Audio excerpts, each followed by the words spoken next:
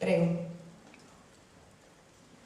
Volevo chiedere qualcosa riguardo alcuni spunti che vengono suggeriti nel film, ma forse volutamente non troppo chiariti. Mi riferisco a alcune situazioni. Chi è quel bambino che fa visita al figlio della protagonista, il protagonista anche lui, e quando il figlio incontra l'amico e dice che è come lui, ci sono state delle violenze in comune che poi non vanno approfondite, e poi tutta la storia del bambino trovato morto.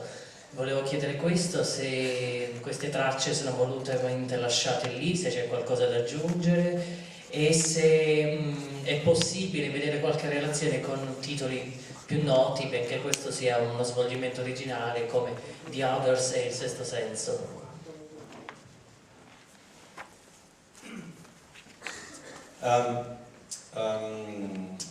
Those questions, the film was released like 3 weeks ago in Norway, and it's been a big success there, and it's been on the internet and on blogs. There's been so many discussions of what is the story of the film. There's so many versions, but for me the film is like a puzzle where the pieces almost fit, you know. That's what I like. And that's what I wanted. I wanted the film to be both closed and open. Somehow, for me, the best stories have this enigma in them, which is they're not solved. It's not like. And for me, the question is, someone asked me, what is reality in this film? And I said, I don't know. Do you know what's reality in your life? I mean, it's a very difficult question, and it's about different aspects of how you look at reality. Reality is subjective reality for everyone. So that's also my point about the film. For me, it's I like those kinds. There's a painting, there's a reproduction in my psychoanalyst's office. There's a painting of William de Kooning, which sometimes when I'm there, when I talk about my father, I see a dead horse in the bottom end of the painting. When I'm talking about work or something, I see just a red dot. So for me, and if films can somehow have this openness in them, like poetic openness, where you can somehow interpret the different elements of a film, also from which standpoint you are in your own life at that special day. I think this film is different if you see it another day with in a different mood. But I think the funny thing is, when we were working, I was like, I need to know, what's reality? Where am I? What's my truth? So we had quite interesting discussions about reality, and okay, but in my head, I do see this thing. So for me, it's completely real, and it's completely realistic. And because I can't work in a mystery. So it was it was funny sometimes, because I was like, I can't do that. I need to know. I need to exactly know what I'm doing, and I was doing a lot of research before with this, with a professor in psychosis and in working with people with traumatized childhoods and everything. So it was really interesting to discover the world of, actually the world of how the humankind cure things, and how they live their lives, and how they slowly can build and create space when the space was taken away. So we had many, exactly about what you asked us about what's real and not. We were talking about that the whole journey, and we had different versions of it. Yes, totally. But and I think that's of course deliberate, that the film has lots of questions in it. But for me, it's also a film that, one of my favorite painters, Giorgio de Chirico, I don't know if that's the right, yeah. When you see his paintings with the strange perspectives and everything, it looks like you could build that world, but you can't walk in it. It's like somehow it's totally believable, but it's wrong, and it's still right. And that's somehow and I wanted this film almost to be like that, it's like a day. It's not a mystery that takes place in the dark. It takes place in full daylight. It's like a thriller in full daylight. Because for me, the most dangerous things in life are how the different episodes of lives are linked together. So. Prego. Buongiorno, Luca Spizzaretto, Ital Press. Io volevo sapere dal regista come nasceva la voglia di girare un horror d'autore, perché poi credo che questo sia, e come si è avvicinata a questa sceneggiatura, qual è la genesi di questa sceneggiatura e su quali a questo punto paure si voleva giocare per insomma, terrorizzare lo spettatore. Grazie.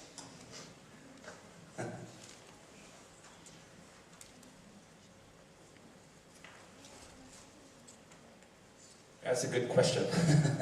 For me, I like that you say, because it's a thriller, or someone called it a horror film. I don't see it as that, but and it's a personal film. It's like a drama, and it's about survival, and for me it's a film about love somehow, and how love, which is so like the most important thing in life is love, but also the most dangerous thing in life is love. It puts you on the edge somehow.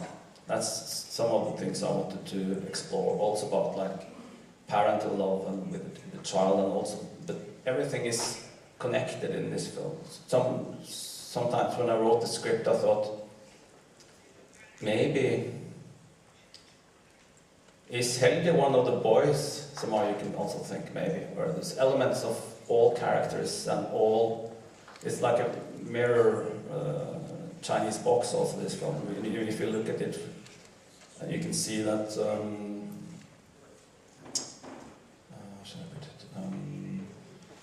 it? All characters are also like somehow the same, or they're inspired by each other. Somehow is Anna could also be, the relationship with Anna and her son is also a little bit like Helga and her mother, and it's like all these relationships, like somehow they mirror each other, and somehow and that was important, because when you're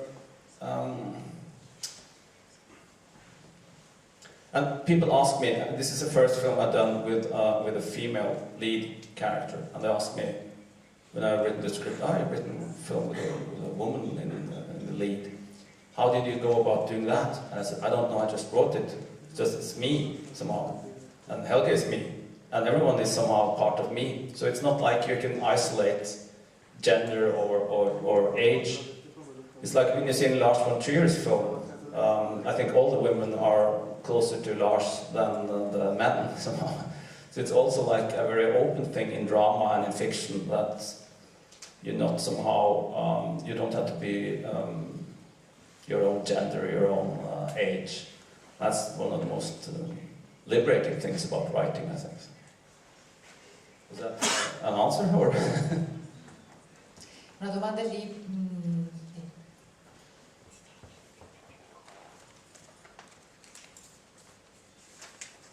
Io volevo chiedere appunto alla protagonista, noi siamo abituati a vederla sempre in ruoli in cui è molto potente e comunque insomma con tutte le capacità di combattere, di opporsi al suo destino. Qui invece la vediamo, forse per noi almeno per la prima volta, in una posizione di grande debolezza. Ecco, se ci parla un po' di questo.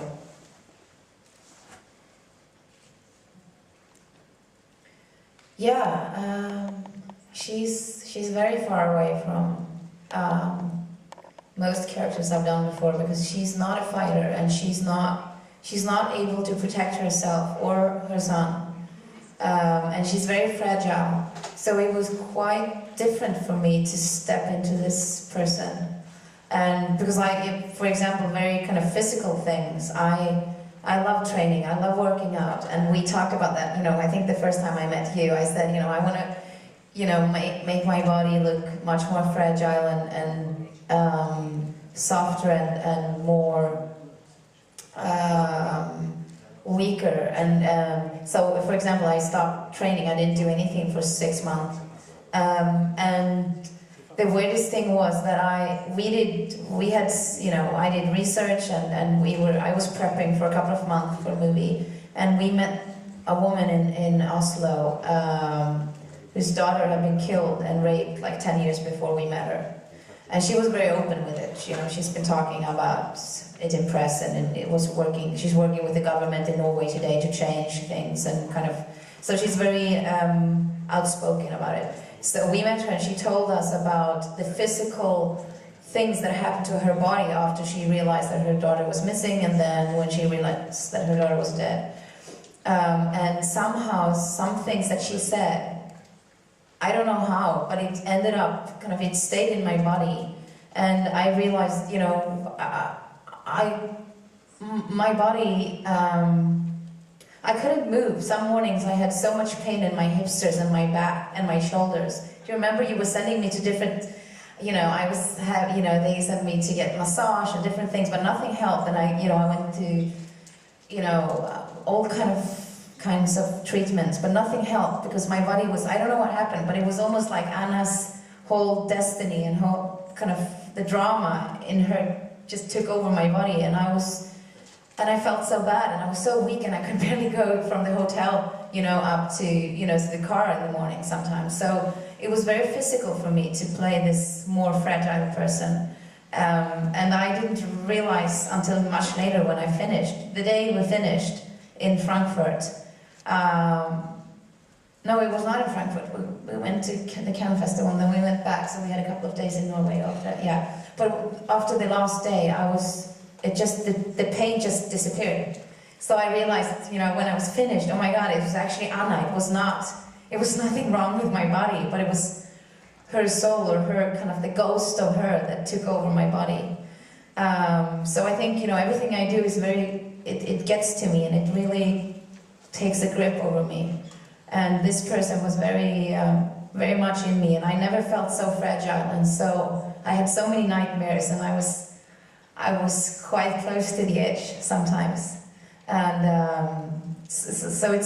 but it's interesting to realize how far, to discover the line, and how far can you go, how far out can you actually go to discover this person, and do you need to pull yourself back and start to protect yourself or not? I think that's interesting, and I like being there on the edge to explore that. And in a way, it was one of my best journeys ever, with Paul and with Christopher and with my son Vetle in this movie. But it was really, but I was not well. Una domanda qui, prego.